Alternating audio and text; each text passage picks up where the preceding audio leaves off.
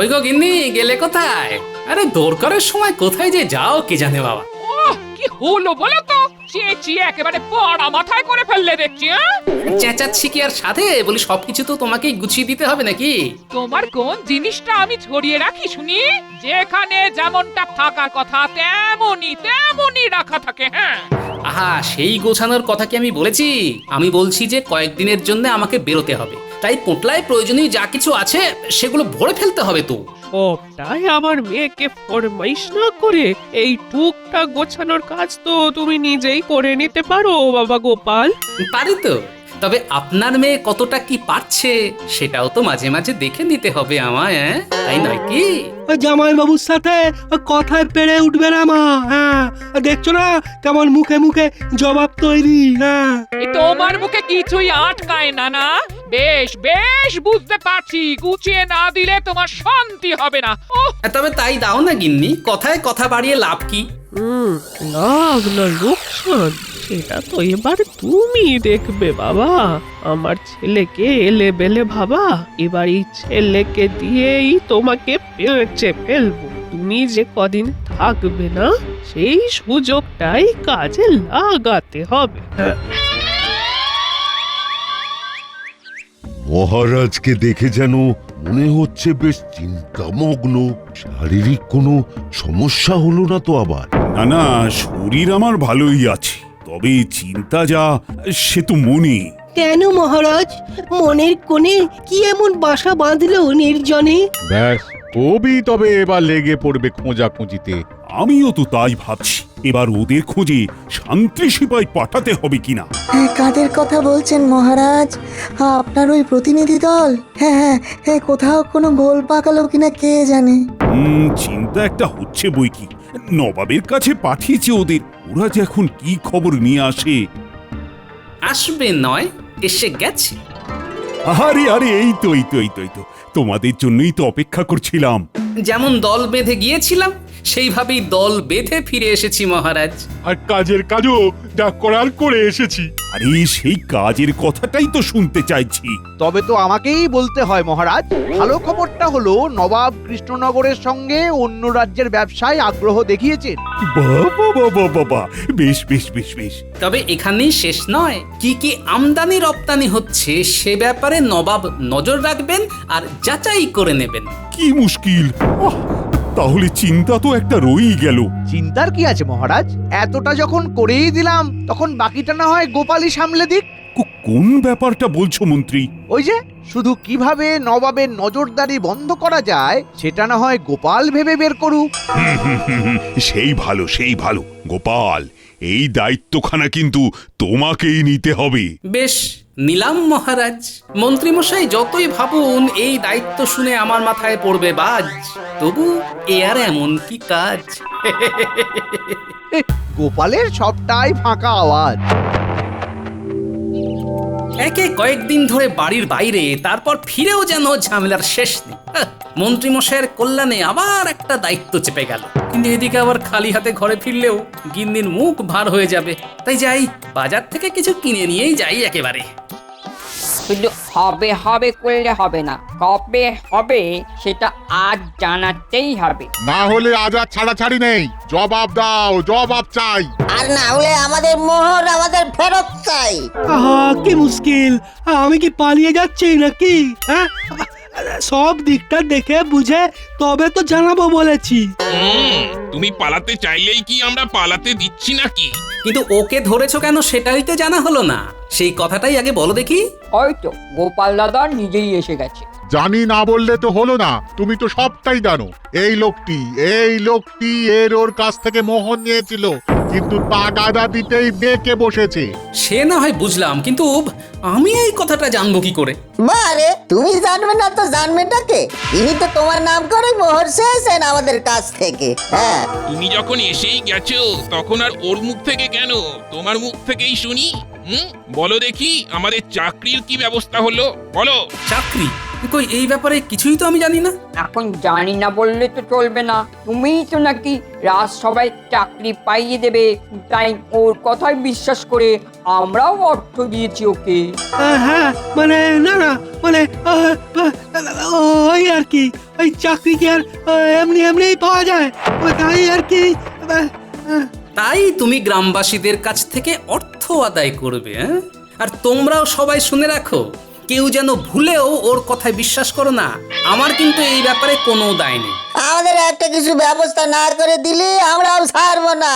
কিন্তু ছাড়তে যে তোমাদের হবেই ভাই, একবার ছেড়েই দেখো, তারপরে আমিও দেখছি কোনোভাবে কিছু করা যায় কিনা। তবে তোমার উপরে ভরসা করে ছেড়ে দিলাম, কিন্তু কাজ না পেলে আমরা কিন্তু আবার চড়াও হব। খেয়াল থাকে যেন। ছেড়ে যখন দিয়েছে তখন ঘরের ছেলে ঘরে ফিরে যাওয়া সুরসুর করে, আমি বরং বাজার ঘুরে যাই ততক্ষণে। যাক বাবা, এবারের মতো বেঁচে গেলাম। তবে সবটাই হয়েছে মায়ের জন্য, তাই ওই মাকে গিয়েই পাকড়াই।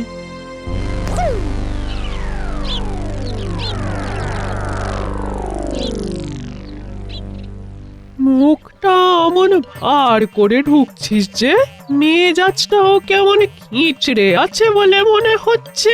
মেজাজের আর কি দোষ, তোমার কথা মতো ওই জামাইবাবু নেই বলে সেই সময় তো ওই তার নাম ভাড়িয়ে ওই অর্থ সংগ্রহ করছিলাম। হ্যাঁ, কিন্তু ওই জামাইবাবু ফিরে আসতেই তো ধরা পড়ে গেলাম। তাতে হলোটা কি? কি হলো কি হলো? হ্যাঁ, জামাইবাবু এবার আমার নামে ওই সবার কাছে এমন বদনাম করে রাখছে যে কেউ আর আমাকে কোনোভাবে সাহায্য তো করবেই না, উল্টে সবাই ওই নিজেদের গচ্ছিত অর্থ ফেরত চাইবে। হ্যাঁ, আর তা না পেলে আমাকেই তুলনা করে বলছে। হ্যাঁ, তাই নাকি? আমার মান সম্মান তো একদম ধুলোয় মিশে যাচ্ছে মা। এবার কি তবে ওই জামাইবাবুর দয়ায় আমাকে বেঁচে থাকতে হবে? মোটেই না, মোটেই না। এবার আমি এমন কলে খাটিয়েছি যে গোপাল আর পাশ কাটানোর পথ পাবে না। এবার ওকে আমি যন্তা কলে ফেলবো। হ্যাঁ, তুই খালি দেখ গোপাল কেমন নিজেই তোর রোজগারের ব্যবস্থা করে দেয়। শুধু আমি যেমন যেমন বলবো তুই তেমন তেমন করবি। হ্যাঁ,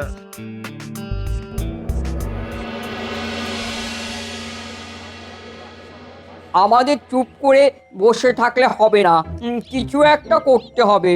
সেই জন্যই তো মন্ত্রী মশাইয়ের কাছে আসা নাকি? হ্যাঁ, ব্যাপারটা মন্ত্রী মশাইয়ের কানে তোলাও তো দরকার। হ্যাঁ, গোপাল দাদা তলায় তলায় কিছু করলে মন্ত্রী মশাই তো সামলাবেন। কি ব্যাপার, সবাই যে দল বেঁধে হাজির হয়ে গেলে? আমরা কি আর এমনি এমনি এসেছি? আমরা তো বুঝতেই পারছি না যে গোপাল দাদা আর মহারাজের মধ্যে কোনো গোপন আঁতাত আছে কিনা। গোপালের সাথে মহারাজের আঁতাত?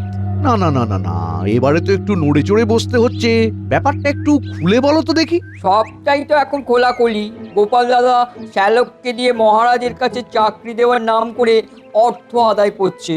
হ্যাঁ, বলো কি? আপনাকে এর মধ্যে নাক গলাতেই হবে, না হলে আমাদের গচ্ছিত অর্থ যদি চৌপাট হয়ে যায়। বটেই তো, বটেই তো। না না না না না, এই ব্যাপারে তো আমাকে নাক গলাতেই হবে। একবার যখন হাতে চাঁদ পেয়ে গেছি তখন আর ছাড়ি কি করে? আপনি কি মনে মনে কিছু ভাবছেন মন্ত্রী মশাই? ভাবছি তো বটেই, তোমাদের কথা আমি ভাববো না তো কে ভাববে? শোনো, হয় তোমরা চাকরি পাবে, না হলে গোপালের চাকরি যাবে, তবে অর্থ মার যাবে না।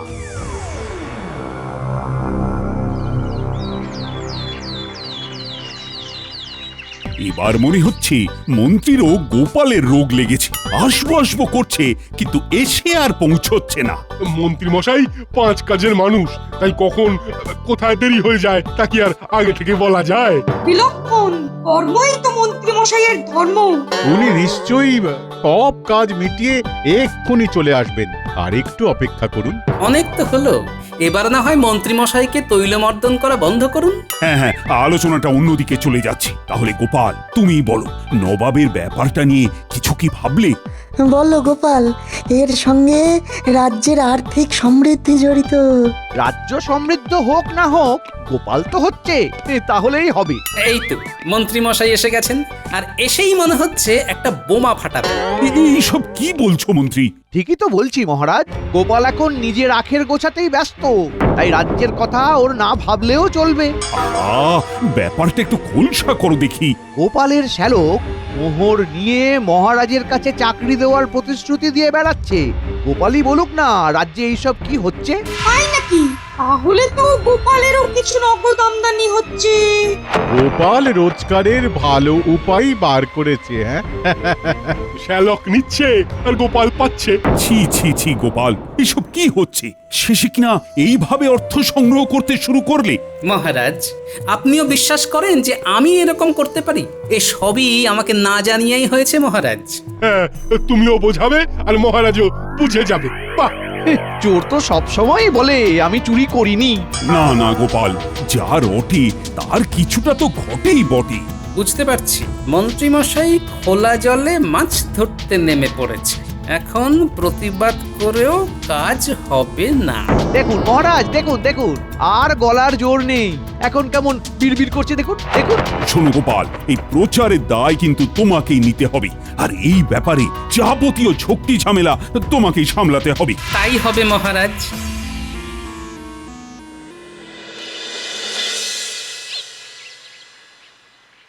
কই গো, গেলে কোথায় গিন্নি? এই তো তোমার জন্য জল বাতাসা নিয়ে একেবারে হ করে বসে আছি। তুমি খেটে খুঁটে আসছো বলে কথা।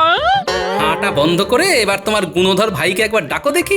কেন গো, আমার ভাই আবার কি করলো শুনি? সে যা করেছে তাতে এক ঘটি জলে কিচ্ছু হবে না। এবারে এমন ব্যবস্থা করেছে যে এক সমুদ্র জলে হাবুডুবু খেয়ে অক্কা পাবো। এই হলো মোক্ষম সময়। এই তো যাচ্ছি। বালাই স্যার, আরে তুমি এসব কুকথা বলছো কেন? হ্যাঁ, এসব কথা মুখে আনাও পাপ। এই তো মনে হচ্ছে আবার এক নতুন নাটক শুরু হলো। আমার জামাইবাবু কতটা প্রভাবশালী সেটা বোঝাতে গেলাম লোকজনকে, আর জামাইবাবুই কিনা উল্টে আমাকে অপমান করলো তাদের কাছে। তাই বুঝি তোমার কৃতকর্মের ফল যে আমাকে ভোগ করতে হচ্ছে সেটা বুঝতে পারোনি? দেখলি দিদি, লোকের কাছে ছোট করলো আমাকে, আর উল্টে কিনা বলছে ওই জামাইবাবুর অপমান হলো। না না না না না, আমাকে এই রাজ্য ছেড়ে ওই দূরে কোথাও চলে যেতেই হবে। হ্যাঁ, এইভাবে মুখ লুকিয়ে থাকা যায় নাকি?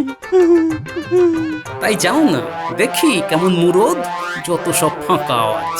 ভাই তো আমার ঠিক কথাই বলেছে, তোমার জন্যই আমার ভাইয়ের এই অবস্থা। তাই যেভাবেই হোক তোমাকেই ওর জন্য একটা ব্যবস্থা করে দিতে হবে, যাতে সে কোথাও না যায়। যা বুঝছি গিন্নির মুখ চেয়ে হলেও আমাকে শ্যালকের জন্য কিছু একটা করতে হবে, তবে একই সঙ্গে আমার নিজেরও মুখ রক্ষা করতে হবে। কি হলো বলো তো? কি আমার বিড়বিড় করছো? বিড়বিড় নয়, চিড়বিড়। হ্যাঁ, এখানে থাকলে না গাটা কেমন ওই চিড়বিড় চিড়বিড় করছে। যাই, গায়ে বরং একটু বাইরের হাওয়া লাগিয়ে আসি। সে তো করবেই, সাত করে জল বাতাসা সাজিয়ে রাখছিলাম কি না। যাও না যাও, যেখানে থাকলে শান্তি পাবে সেখানে যাও।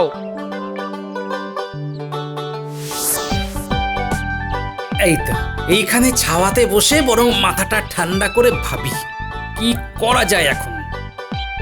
এমন কিছু করতে হবে যাতে সাপও মরবে আবার লাঠিও ভাঙবে না। কিন্তু এ কি, বাচ্চারা এমন সময় পাঠশালা থেকে ফিরে আসছে যে? রাজসভা থেকে ফিরে পণ্ডিতের তো এখন ওদেরকেই পাঠদান করার কথা। এ কি গোপাল দাদু, তুমি এখানে? তার আগে তোরা বল দেখি, পাঠশালায় ফাঁকি দিয়ে তোরা ঘোরাঘুরি করছিস যে? আমরা আর পাঠশালায় যাব না। সে কি, কেন? সেখানে পণ্ডিত মশাই শিক্ষামূলক কাজ বলে মাটি কোপানো, গাছে জল দেওয়া, আগাছা পরিষ্কার সব কিছু করায়। তার মানে পণ্ডিত তোদের কাজে লাগায়? এইভাবে আমরা আর কাজ করব না। দেখি গোপাল দাদু, তুমি হাসছো। তোরা না করলেও আমি বুঝে গেছি যে আমাকে কি কাজ করতে হবে। তোরা আমার বুদ্ধি খুলে দিয়েছিস। তার মানে তুমি এবার এই বুদ্ধি কাজে লাগাবে না? একদম। এবারেই তো কাজের কাজটা হবে রে।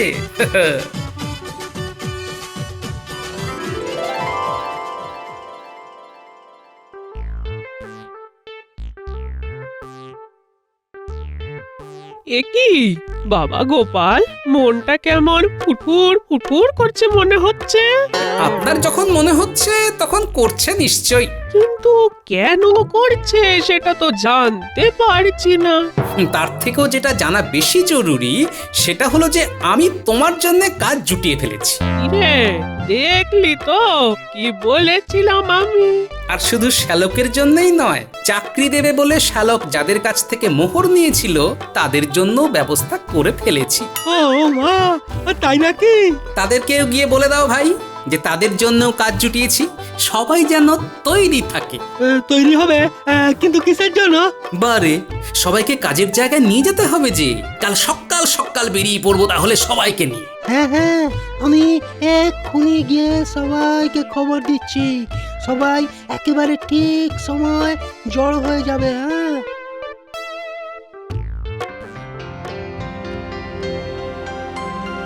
যাবে যাবে তো করছো, কিন্তু যাচ্ছ কোথায়?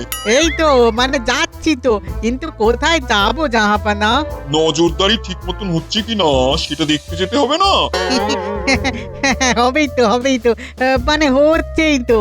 কি সব হচ্ছে হচ্ছে বলে যা, চলো তো।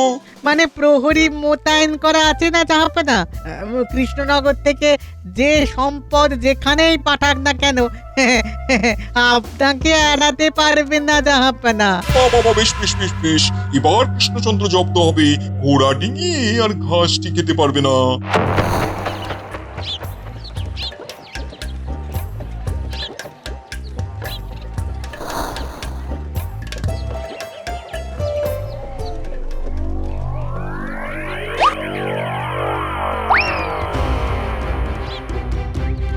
আসছে জাহাপনা, কৃষ্ণনগর থেকে বেশ কিছু লোকজন এদিকে আসছে। কাণ্ড দেখো, হ্যাঁ আসছে আসছে বলে নবাবের কাছে ছুটে আসার কি আছে?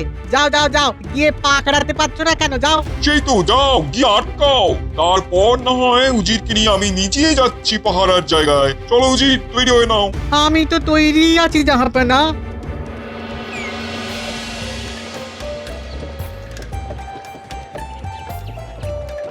তাহলে তোমরা তৈরি হয়ে এসেছো তো সবাই? হ্যাঁ হ্যাঁ, তৈরি হয়েই এসেছি। মহারাজের কাজ করব বলে কথা, তৈরি তো হতেই হবে।